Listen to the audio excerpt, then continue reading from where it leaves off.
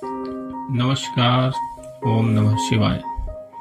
आज हम एक ऐसे विषय पर बात करने जा रहे हैं जिसके बारे में हर कोई बात तो करता है, लेकिन समझने की कोशिश बहुत कम ही लोग करते हैं। विषय है शादी। अब जरा सोचिए, आप किसी भी पारिवारिक कार्यक्रम में चले जाइए, वहां आपको एक ही तरह की जीवन योजना सुनाई देगी। पहले पढ़ाई, फिर नौकरी, फिर शादी, फिर बच्चे। जैसे जिंदगी एक सीधी लाइन हो और जैसे हर इंसान को उसी लाइन पर चलना ही पड़ेगा, और अगर कोई इंसान उस लाइन से थोड़ा सा भी अलग सोचता है तो लोगों को अजीब लगने लगता है। तुरंत सवाल आने लगते हैं, शादी क्यों नहीं कर रहे? कोई समस्या है क्या? किसी ने दिल तोड़ दिया क्या? जिम्मेदारी से डर लगता है क्या?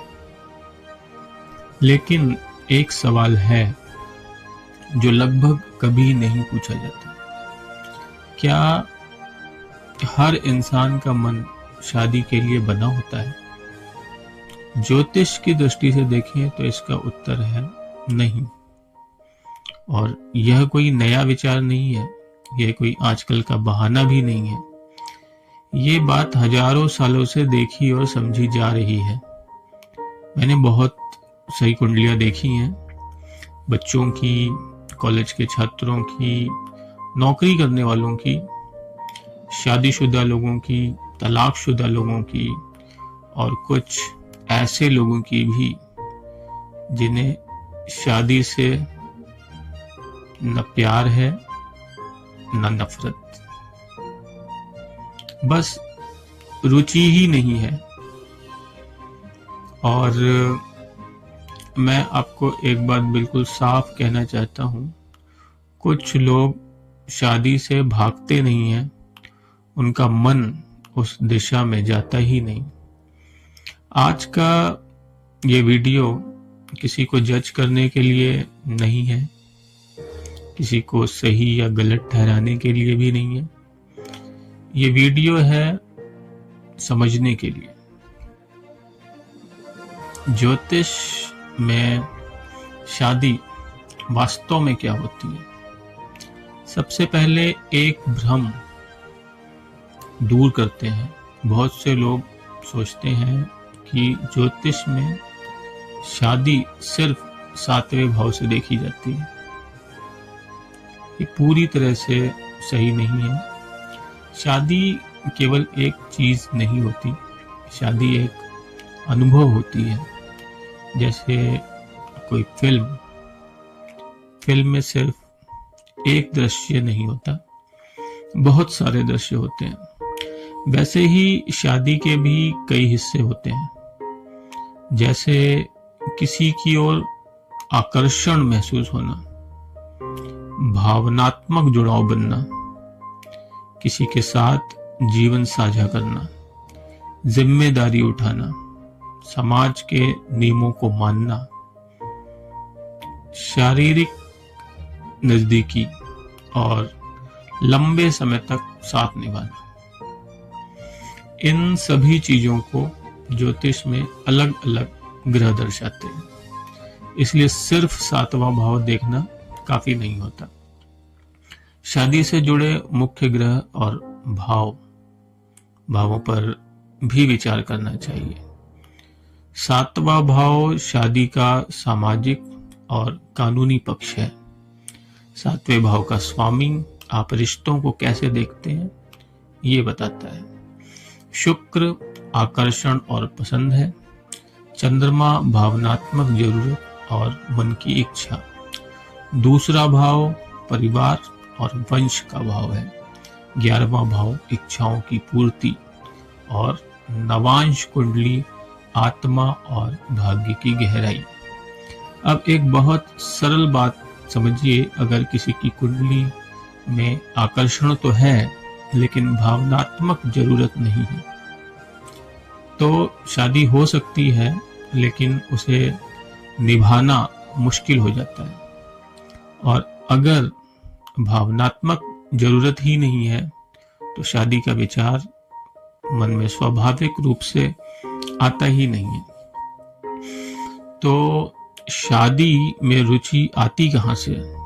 लोग अक्सर कहते हैं इसे शादी में रुचि ही नहीं है, लेकिन हम ये नहीं पूछते कि रुचि आती कहाँ से है। रुचि दिमाग से नहीं आती, रुचि मन से आती है। और ज्योतिष में मन का ग्रह है चंद्रमा। चंद्रमा ये बताता है कि आप भावनात्मक रूप से क्या चाहते हैं, आपको किससे सुकून मिलता है, आप किससे जुड़ाव महसूस करते हैं। अगर चंद्रमा मजबूत और संतुलित हो तो इंसान स्वाभाविक रूप से साथी चाहता है। लेकिन अगर चंद्रमा अलग थलग हो, उलझा हुआ हो, तो शादी का विचार दिल को छूता ही नहीं। जैसे कोई बात कानों से तो सुनी, लेकिन दिल तक पहुंची ही नहीं। यहीं से असली समझ शुरू होती है। कुछ लोग अकेले रहना क्यों पसंद करते हैं? आइए इसे समझते हैं। चंद्रमा मतलब मन, केतु अलगाव और भीतर की यात्रा। जब चंद्रमा और केतु एक साथ हों या एक दूसरे को तीव्रता से प्रभावित करें तो क्या होता है? ऐसे इंसान का मन बाहरी रिश्तों से जल्दी नहीं जुड़ता। ध्यान दीजिए, ऐसे लोग अकेले या दुखी नहीं होते। ऐसे लोग अपने साथ सहज होते हैं। ऐसे लोग अक्सर क्या कहते हैं? मुझे लोग अच्छे लगते हैं, लेकिन मुझे अपनी जगह भी चाहिए। मुझे रिश्ता अच्छा लगता है, लेकिन पूरी तरह निर्भर होना अच्छा नहीं लगता। शादी जिम्मेदारी जैसी लगती है, इच्छा जैसी नहीं। कि लोग टूटे हुए नहीं होते, ये भावनात्मक रूप से कमजोर भी नहीं होते। अब बात करते हैं शुक्र ग्रह की। तो शुक्र आकर्षण देता है, शुक्र पसंद देता है, शुक्र सुख देता है, लेकिन शुक्र लगाव नहीं देता। ये अंतर समझना बहुत जरूरी है। अगर शुक्र कमजोर हो या उस पर राहु, शनि या मंगल का गहरा प्रभाव हो तो क्या होता है? इंसान जल्दी आकर्षित हो जाता है। शुरुआत में सब कुछ अच्छा लगता है, लेकिन कुछ समय बाद रुचि कम हो जाती है। ऐसे लोग कहते हैं पहले बहुत अच्छा लगता है, फिर मन भर जाता है। ये आदत नहीं होती, ये चरित्र दोष भी नहीं है, ये ग्रहों का प्रभाव होता है। राहु शुक्र योग कुंडली में होने पर राहु इच्छा को बढ़ाता है, शुक्र सुख देता है। दोनों मिलकर कहते हैं और चाहिए, और बेहतर चाहिए। और जब ये और कभी खत्म ही नहीं होता तो किसी एक चीज से बंधना भारी लगने लगता है। अगर सातवें भाव का स्वामी वक्री हो तो इंसान शादी को आंख बंद करके स्वीकार नहीं करता। वो सवाल पूछता है, शादी क्यों? इससे मेरी जिंदगी कैसे बेहतर होगी? क्या मैं इसके लिए तैयार हूं? और जब जवाब साफ नहीं मिलते तो रुचि अपने आप कम हो जाती है। ऐसे लोग शादी के विरोधी नहीं होते, ये लोग बस बिना सोचे समझे नहीं चलते। अगर 7वें भाव का स्वामी 6ठे भाव में हो, 8वें भाव में हो या 12वें भाव में हो, तो शादी का विचार मन में तनाव से जुड़ जाता है, चाहे इंसान को इसका एहसास हो या ना हो। ऐसे लोग कहते हैं शादी बहुत जटिल लगती है, शादी से परेशानी आती है, और जब कोई चीज तनाव से जुड़ जाती है तो आकर्षण अपने आप कम हो जाता है। इसके अतिरिक्त कुछ लोग स्वाभाविक रूप से अपने ऊपर ज्यादा ध्यान देते हैं। इसका मतलब स्वार्थी होना नहीं है, इसका मतलब है खुद को समझना, खुद को सुधारना, अपने जीवन का उद्देश्य ढूंढना। ऐसे व्यक्तियों की कुंडली में लग्न मजबूत होता है, पहला भाव मजबूत होता है, 7वां भाव अपेक्षाकृत कमजोर होता है, खासकर कन्या लग्न, कुंभ लग्न और धनु लग्न। ऐसे लोग शादी को जिंदगी का केंद्र नहीं बनाते,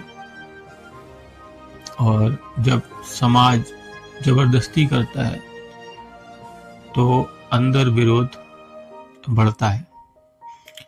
अगर नवांश में रिश्तों की धुरी कमजोर हो, शुक्र कमजोर हो, चंद्रमा अशांत हो, तो शादी जिंदगी का मुख्य अध्याय नहीं होती।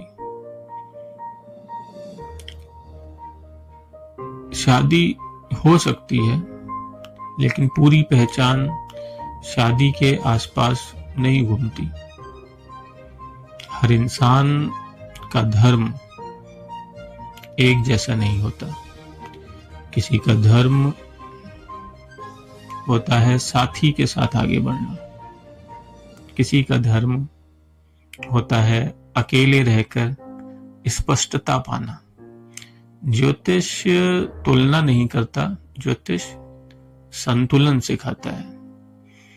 तो अगर आप या आपका कोई अपना शादी में रुचि महसूस नहीं करता तो तुरंत निर्णय मत लीजिए।